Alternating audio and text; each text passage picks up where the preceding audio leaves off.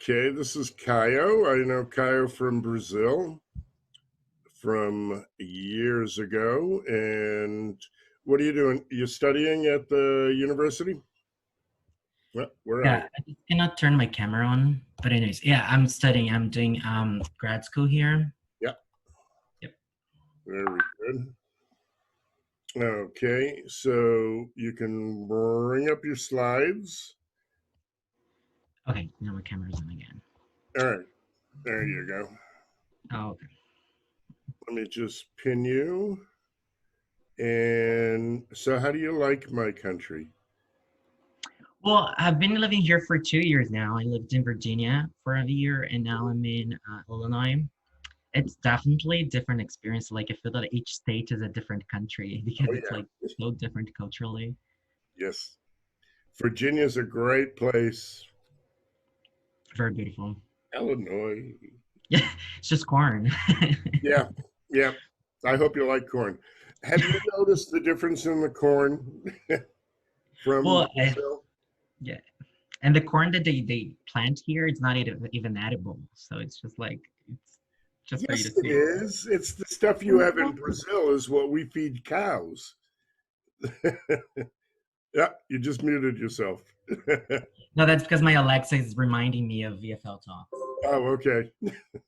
Tell her I said hi. All right. So Okay, we're good now. We're good now. great. All right. So I appreciate you being here. It's good to have you again. And you know the drill. You got 10 minutes Mhm. and take it away. All right, let me just turn on my timer here. Okay, so my topic today is revisiting the roles of input-output interaction. It might be not something not new for us because we've been talking about input and output like for years now. But I feel that like based on some research, based on what I observe, and based on my interactions with other language structures around the world, I feel that we need to revisit those topics a little bit. And then that's why I decided to talk about this. So first input, let's talk about input. And then when we think of input, I think it's impossible for you to think of input without thinking of Krashen, right? So in the 80s, Krashen came up with the monitor model. It included 5 different hypotheses, and one, and possibly the most famous hypothesis, was the comprehensible input hypothesis, which in academia has never really been contested. So I think it's a huge uh, common ground in SLA, because everybody agrees that if there is no input, there is no acquisition. But there are other parts of the model that is still discussed nowadays. And some of the issues that researchers see with the monitor model, for example, is the fact that some of the hypotheses are not really testable or not really very well defined. So one of the hypotheses, for example, is the fact that he says that acquisition is different from learning, but this definition is not really clear, and there is no study, empirical study, that really brings evidence that saying that they are different things. Um, and also another comment that the researchers usually do is that like his motto is a little bit too simplistic. Mm, yeah. And then, even though we've been talking about input for decades now, so this monitor model and the comprehensible input hypothesis was back then in the 80s or 70s, 80s, we still have some programs, we still have some classes and textbooks that really focus much more on output instead of input. So there is this research by Rubio et al. In 2004, where they took a few different textbooks in German, a few different textbooks in Spanish, and then they took 3 representative chapters of those materials and analyzed the activities there. And they realized that for the German books, they had 27% of the activities that were focused on input, whereas 73 were focused on output. And Spanish is not very different. It's 28% against 72%. So, so yeah, and this here is this slide here, like just to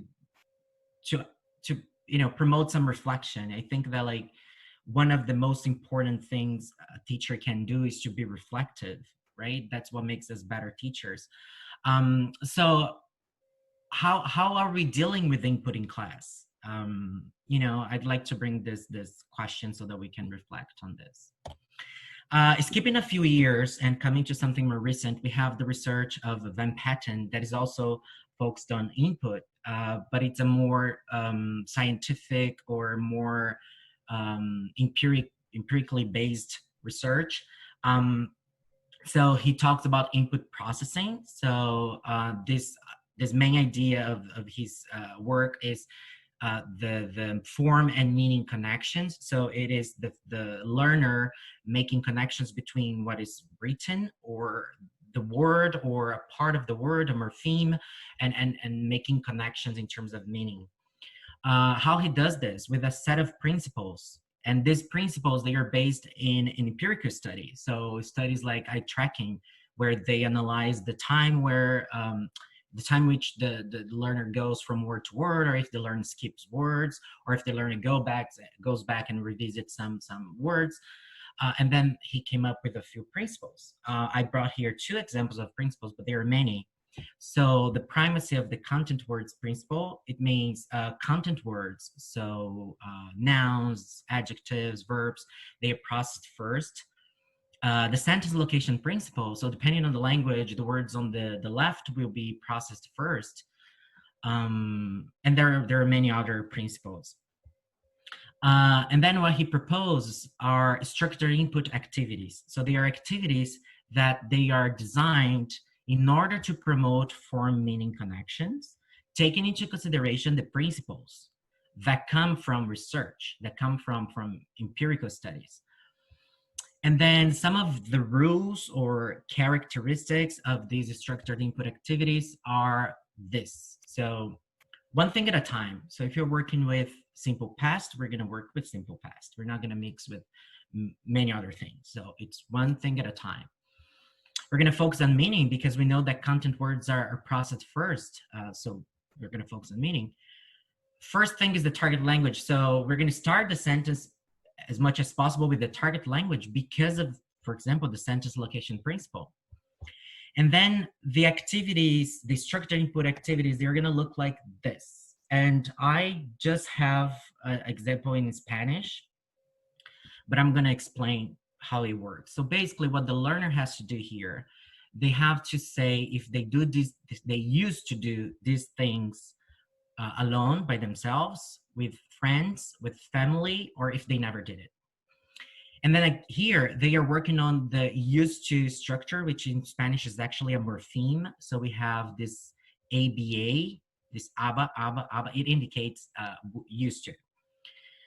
So what we want here is the student to process the meaning of used to and do something meaningful with this. So they have to respond with always, with family, friends, never, or by themselves. So they have to process this, and then we are promoting form meaning connection.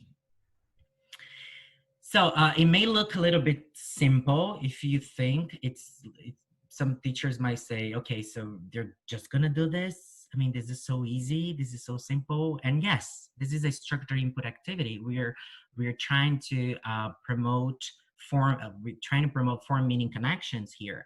I'm not saying that this is the only sort of activity you have to have in class. That's not what I'm saying. What I'm saying is if we want to value and give input the space it needs in order for acquisition to happen, we need activities that are focused on input and focused on promoting form meaning connections.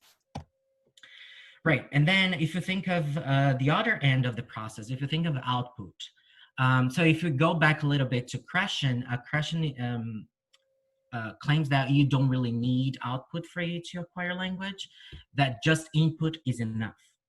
But there are many other researchers that say, no, actually, we need output for acquisition to happen. And one of these researchers is Swain. So what they say here is that the process of producing language, so the process of the output, the role of output is important because it raises awareness of what the learner wants to say versus what the learner can say. So it helps the learner realize this gap. And realizing this gap, he can work on that when receiving input or whatever, and then he's gonna acquire that target language, that piece of language. It also gives the students or the learners the opportunity to try and modify, so to test hypotheses. And this has to do with, if we go back a little bit to Chomsky, when he discussed the behaviorism, and then he says that we are very creative, that we produce languages that, we produce sentences that we never really heard before. And that's the creativity of the language. We can produce sentences that perhaps nobody ever said in the past. And that's what we are talking about here. So the learner acquire some structure, but then he just changes a few words or inverts stuff, or he tries language out. And then when he tries it out, he's going to realize if that works or not based on the other person's reaction. And then it promotes automaticity, so which is important, right? For free to speak language. Let me see how much time I have. Okay, I'm going to skip this slide because I have 30 seconds. So I'm just going to conclude with the interaction. So as I said in the previous slide, so the output is this opportunity that the learner has to practice the language, or to try out the language, to experiment with the language.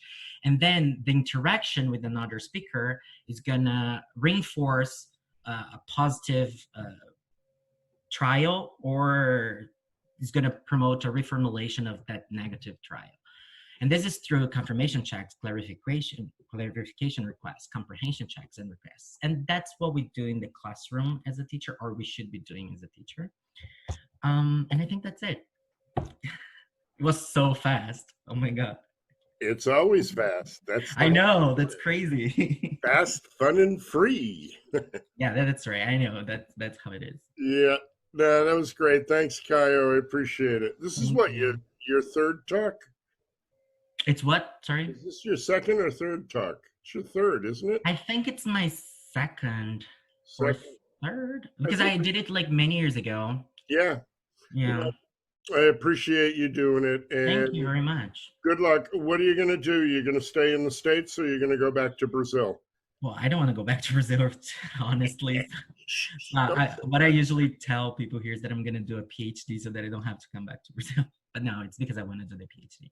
Yeah, no, well, it's a good idea. I don't know if I'm going back. We'll see. I do miss Farofa though, and feijoada. Oh yeah, I know. I miss that too. Oh my God. Yeah, it's the biggest thing. Well, other than my friends,